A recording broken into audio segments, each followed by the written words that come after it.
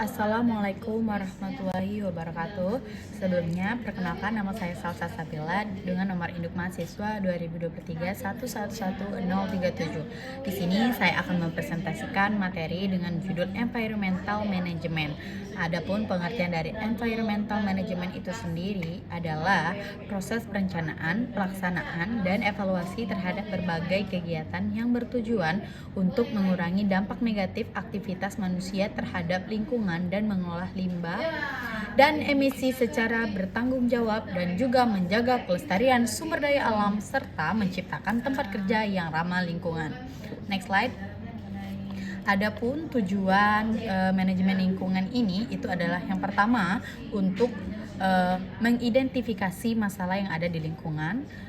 Selanjutnya menemukan solusi untuk masalah yang ada di lingkungan tersebut, dan yang ketiga itu menetapkan batasan untuk menghindari penggunaan yang berlebihan.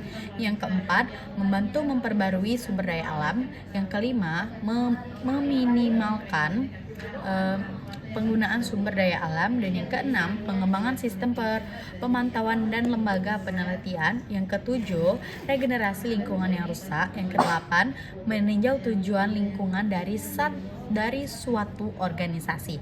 Nah, dan yang selanjutnya itu menetapkan target lingkungan untuk meminimalkan dampak lingkungan dari suatu organisasi.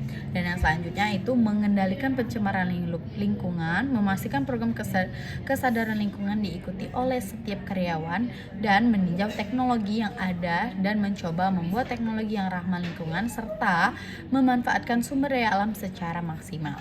Selanjutnya, apa sih pentingnya pengelolaan lingkungan? Pasti teman-teman pada bertanya kan. Nah, jadi pentingnya pengelolaan lingkungan itu dalam perlindungan lingkungan kita. Contohnya itu pelanggan, klien, karyawan, dan pemangku kepentingan.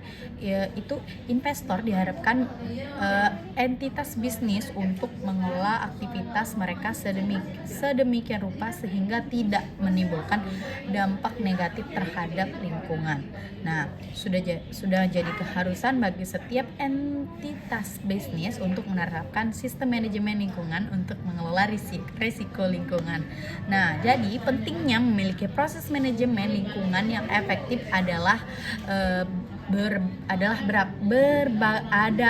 sebagai berikut. Itu ada 4 ya teman-teman. Yang pertama itu mengurangi emisi karbon. Yang kedua itu memproses semua limbah dengan cara yang aman dan efektif. Yang ketiga, penggunaan energi dan sumber daya secara efektif dan bijaksana. Dan yang terakhir itu adalah untuk mencegah polusi. Nah, ini manfaat dari environmental management ini sendiri adalah mengurangi dampak lingkungan. Environmental management itu membantu mengurangi dampak negatif terhadap lingkungan seperti polusi, pencemaran, dan kerusakan ekosistem. Nah, ini juga bisa menghemat sumber daya alam dengan cara mengelola lingkungan secara efektif. Sumber daya alam itu dapat dihemat dan digunakan secara berkelanjutan ke depannya. Itu untuk meningkatkan efisiensi environmental management, itu dapat membantu meningkatkan efisiensi penggunaan energi air dan sumber daya lainnya. Nah, sehingga ini bisa mengurangi biaya operasional.